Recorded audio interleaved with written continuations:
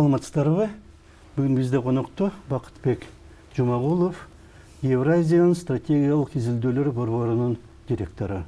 Рахмат сізге вакытта келгениңиз үчүн. Мына кечээ күнү бүгүн президент Садыр Жапаровдун Өзбекстанга мамлекеттик сапары болду, болуп атат. Кандай деп баалайсыз? Бул мамлекеттик деген абдан чоң даражадагы сапар, туурабы? Анан коштолуп аткандагы көп нерселер, бизнес форум, маданият күндөрү, башкалары болуп. Кандай баалайсыз жалпысынан? Эми саламатсызбы, урматтуу угуучулар. Нардагай саламатсызбы. Ооба, эми мамлекеттик сапарда сиз айтып аткан жанагы форумдар, ушулардын баардыгы ушу мамлекеттик сапардын негизинен деңгээлинде статусуна кирип кетет да. Азыр кылынып аткан иштер. Андан тышкары бул ошол келген президентке дагы мындай өзгөчө мамиле болуп, дагы өзгөчө мындай документтерди кабыл алуу деген деңгээлде болуп кетет да. Азыркы ушул биз Өзбекстан менен Кыргызстандын мамилесин мындай өзгөрүүсүн башка деңгээлге, стратегиялык деңгээлге чыгып баратат да. Ошону мынтип караш үчүн биз бир сыйра мындай кичине мындай тарыхты карап койсок жакшы болот да. Муну биз айтсак болот, эволюциялык өнүгүү менен азыркы ушул акыбалга биз келе атабыз да.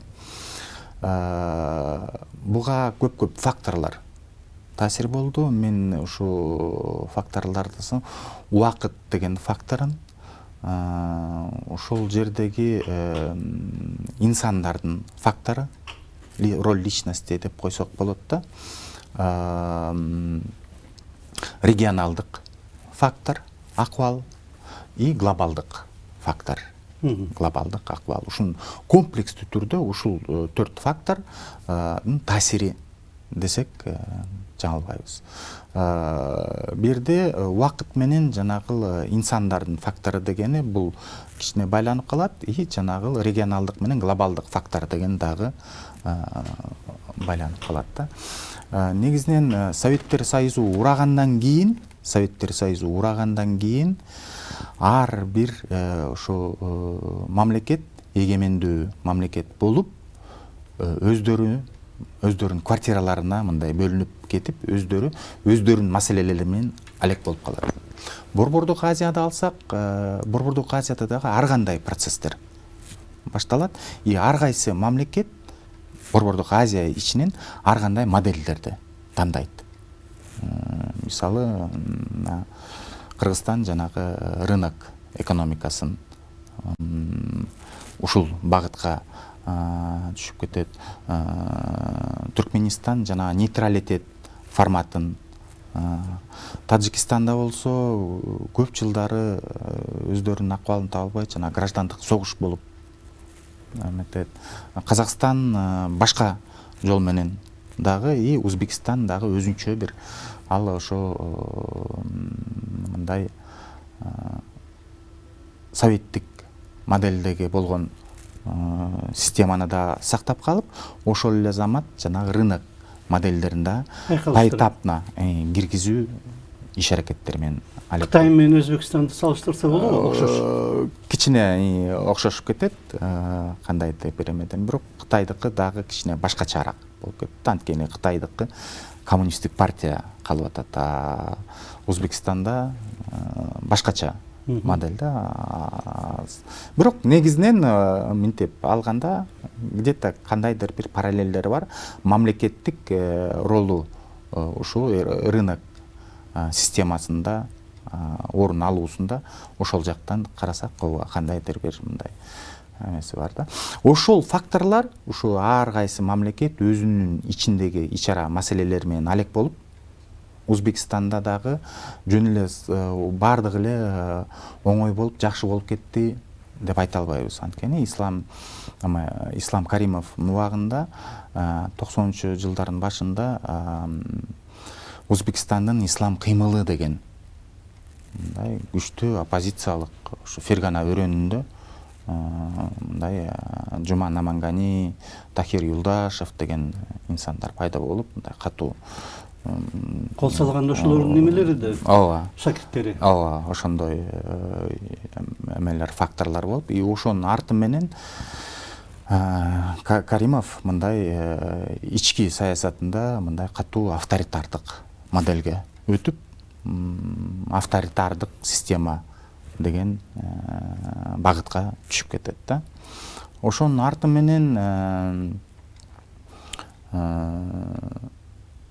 Өзбекстан Борбордук Азия ичинде дагы мындай агрессивдүү тышкы саясатын да жүргүзүүдө да. Ошол эле чек араларды демаркация, делимитация боюнча дагы мындай агрессивдүү ультиматум, Мина койгондо, миналар коюлат.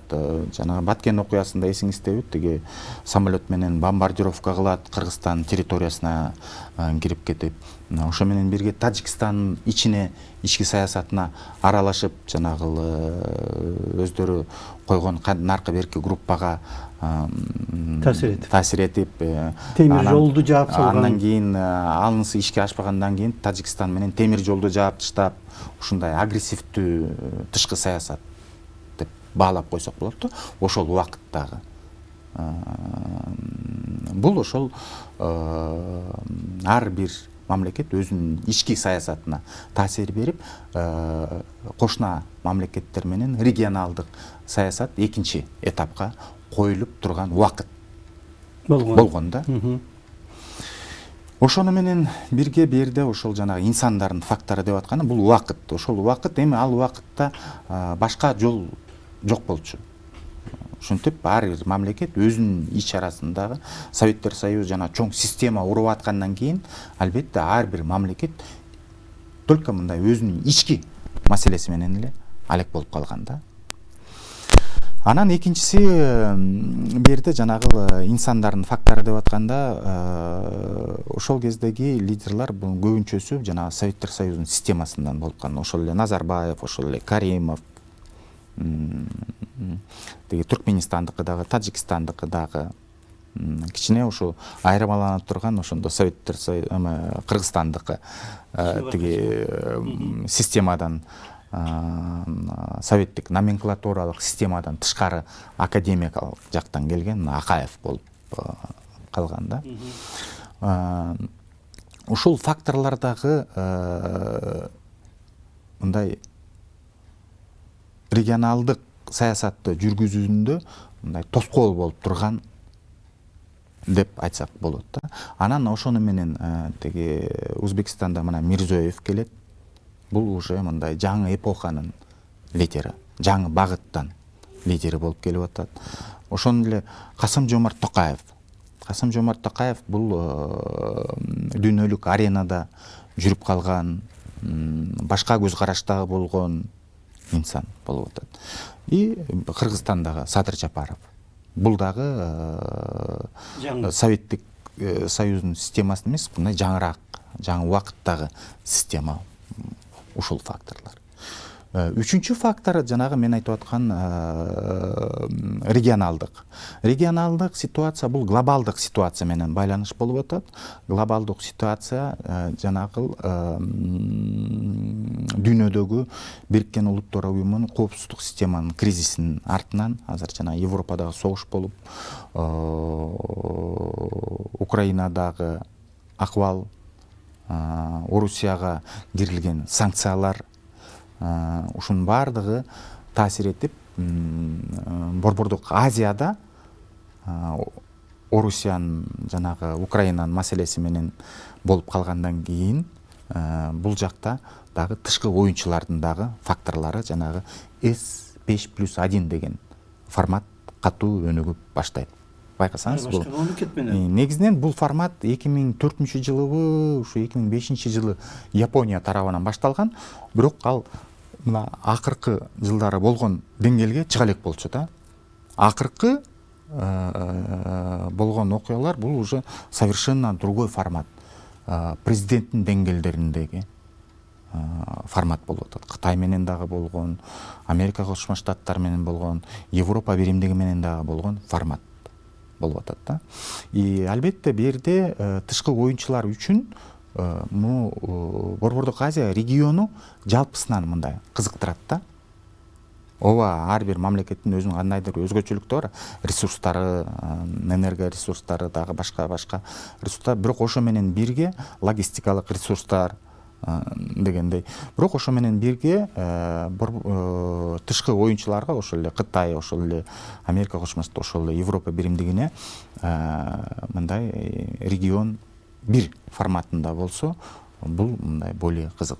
И ошол глобалдык өзгөрүүлөрдүн дагы форматы регионалдык факторго дагы таасир этип атат. Мына өткөн жылы Чолпон Атадагы болгон келишим. Казакстан, Кыргызстан, Өзбекстан кол коюп атат. И бул жерде кайра эле жанагы Тажикстан фактору чыгып калат. Тажикстан бул жанагы инсан фактору болуп атат. Рахмон дагы эле баягы эле Рахмон. Советтер Союзунун системасындагы эме. Ал кол койбой мындай башкача болуп, башка категориядагы инсан болуп турат. Ошол Түркмөнстандыкы баягы эле нейтралитет форматы азыркы кезге чейин. Бирок уже байкап атабыз, мындай ушул 3 өлкө мындай тыгыз байланыш, регионалдык деңгээлде иш аракеттери жүрө баштады. Ушул 4 фактордун таасиринин артынан мына азыркы жогорку деңгээлдеги мындай иш аракеттер, маанилүү иш аракеттер болуп жатат. И андан тышкары биз ооба жакшы контракттар болуп атат, жакшы демилгелер болуп атат. Мен айта кетет элем, биз азыр негизинен Өзбекстан менен уже түзмө-түз байланып калдык. Байлангандын кылымдарга байланып калдык.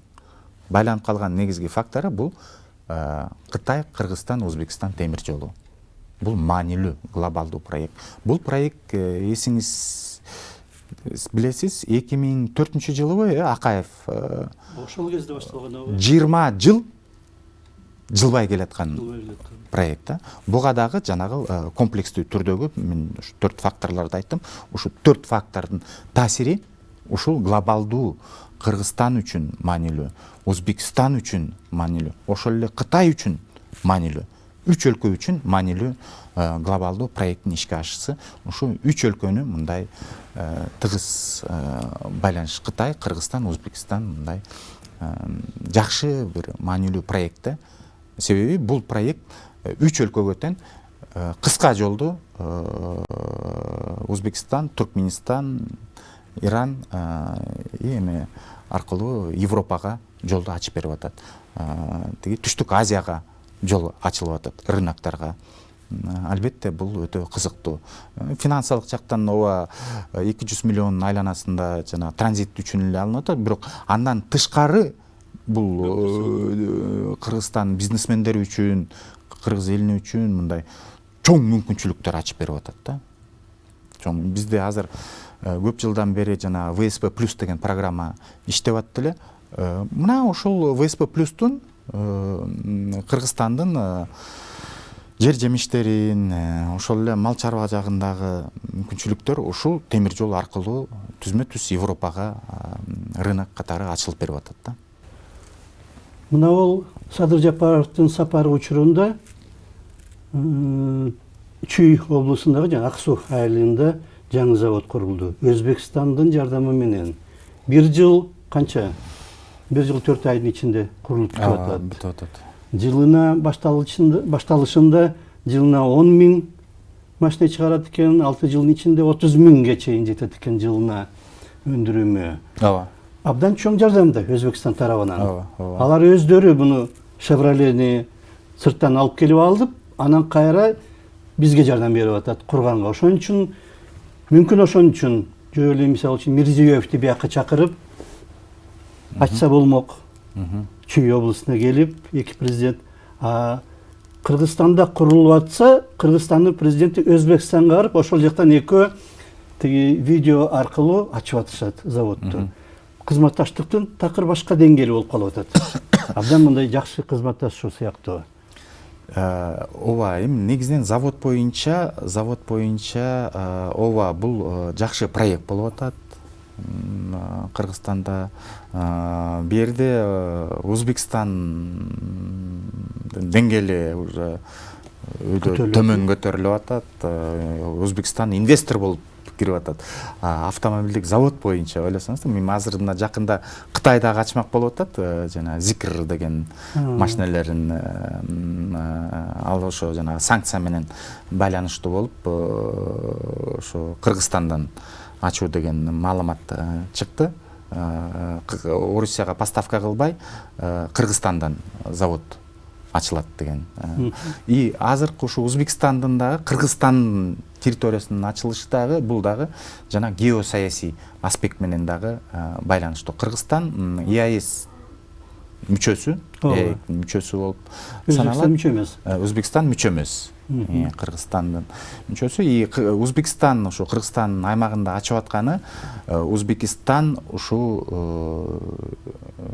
ЕАЭСтин аймагына ошол эле Орусия 180 миллиондон айланасында эме Калкы 140.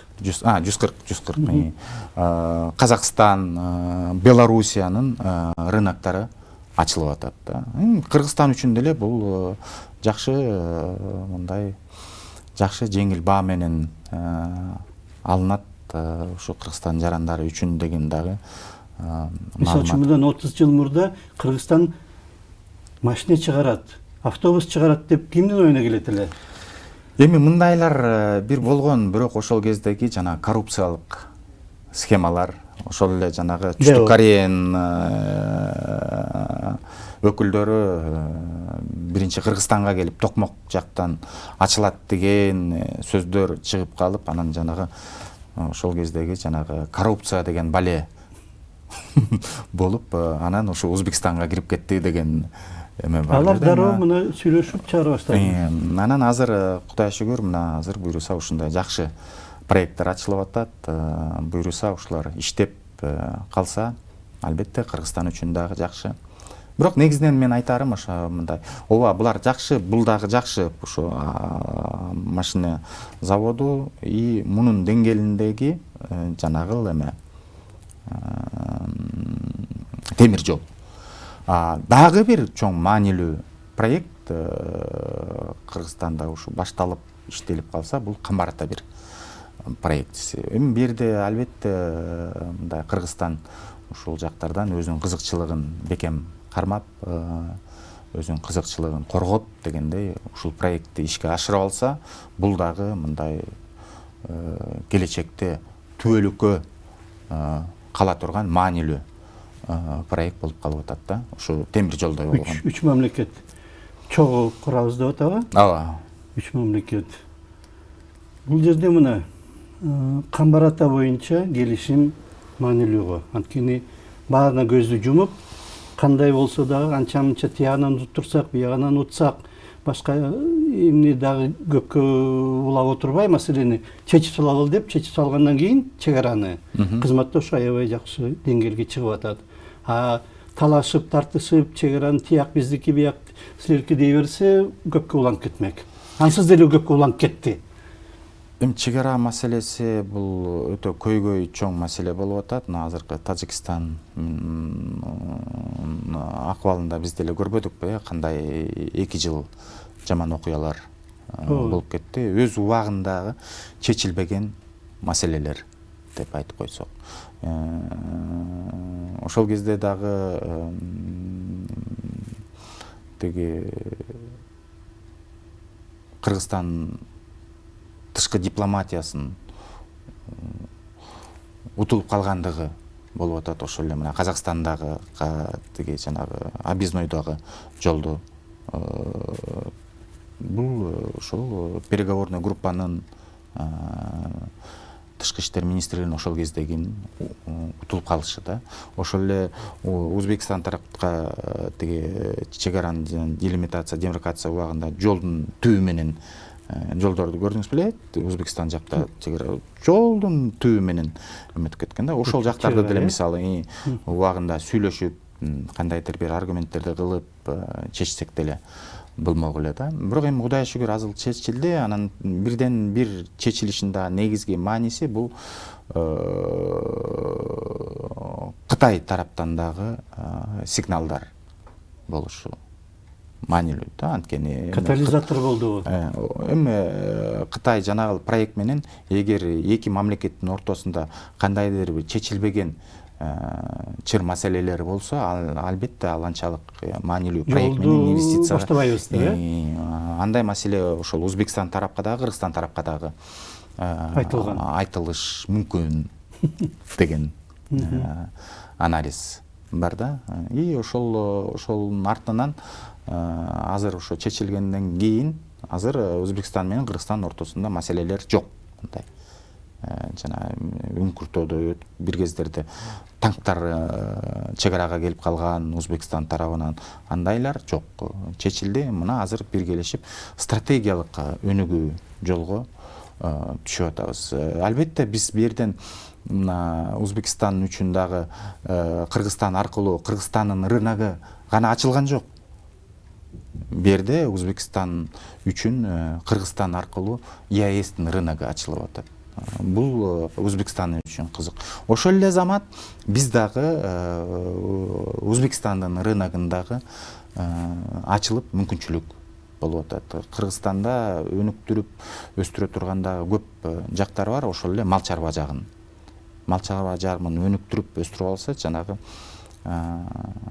Австралиядай болуп, мындай ушу дүйнө жүзүнө поставщик болбой, Өзбекстанга эле поставщик болуп атса, Тажикстанга эле поставщик болуп алсак, ой кандай биздин фермерлер, мал чарбачылар кандай деңгээлге чыгып кетет эле.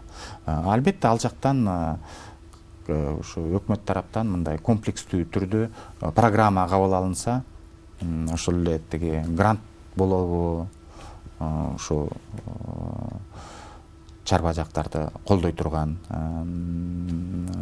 көп жылдык судалар болобу, льготный түрдө кредиттер болобу, ушундай мындай комплекстүү түрдө программалар кабыл алынып жакшы болот эле.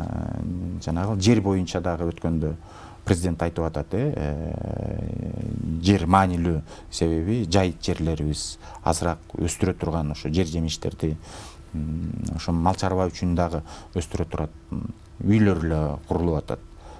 Бул дагы маселе, бул боюнча дагы мындай комплекстүү түрдө иш аракеттер жүргүзүлсө. Туризм жагынан дагы сүйлөшүлдү го, жанагы форум болбоду, бизнес форум.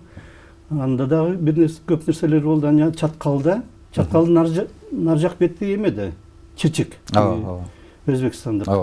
Ошол жака чоң туристтик комплекс куруп, ГЭС дагы курабыз деп атат. Бул жагынан дагы кызматташ абдан. Ооба, эми ал жактан дагы кызматташтык катуу кетет. Азыр Фергана өрөөнү, Андижан, Наманган, Фергана вилаяты деп Фан.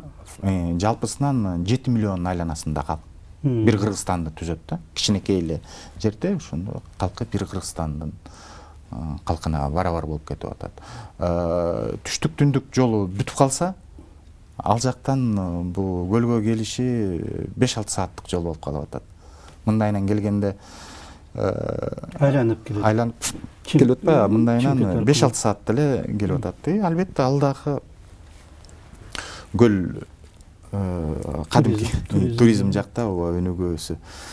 Туризм тарабында дагы кайра эле жанагы комплекстүү түрдө бизде жанагы сезон 2-3 айлык эле болуп калып атпайбы?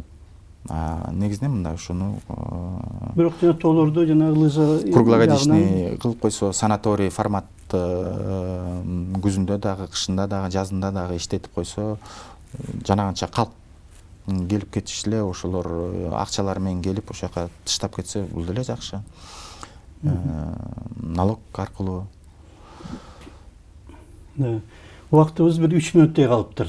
Жалпысынан алганда стратегиялык кызматташуу Өзбекстан менен Кыргызстандыкы башталды. Эми башка мамлекеттер менен да жүргүзүш керек. Туура айтасыз.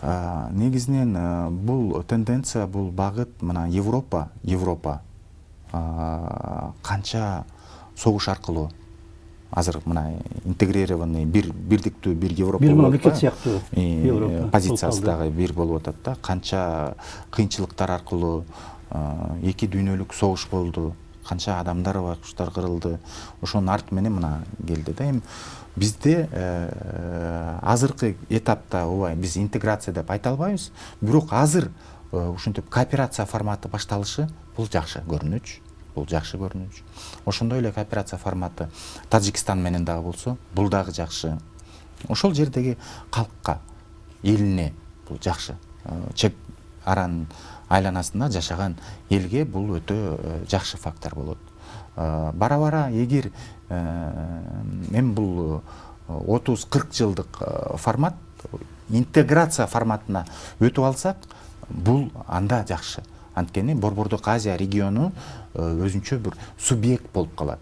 Геосаясий процесстерде Борбордук Азиянын позициясы өтө маанилүү позиция болуп калат. Ошол эле Кытай менен сүйлөшүүдө, ошол эле Орусия менен, ошол эле Европа менен, ошол эле Америка Кошмо Штаттар менен, ошол эле Индия менен, же Азия мамлекети менен, ошол эле Афганистан маселесинде чечүүсүндө Борбордук Азиянын бирдиктүү бир позициясын түзүп туруп, мындай национальный орган түзүп алса, бул деле жакшы. Возможно, ошол процесстер келечекте болуп калышы мүмкүн. Ошол багытка барып калышы мүмкүнбүз. Ушундай иш аракеттер азыр мына биринчи мындай кадамдар башталып атат десек болот да. Ошого эң биринчи пайдалууна чек ара маселеси болуп калат. Чек ара чечилмейинче эч нерсе чечилбейт. Чек арасы чечилип, ооба, эми чек аралар ошо чек ара деген бул көйгөй, өтө чоң көйгөй. Мына дүйнөлүк тарыхтан айтканда эле кайра эле жанагы биринчи дүйнөлүк согуш, экинчи чек ара маселесинен келип чыккан согуштар болуп атат да. Убактыбыз да аяктап калды. Рахмат сизге. Бизде конокто Бакытбек Жумагулов болду, Евразиянын стратегиялык изилдөөлөр борборунун директору. Рахмат сизге. Рахмат сизге да. Саламат болуңуздар.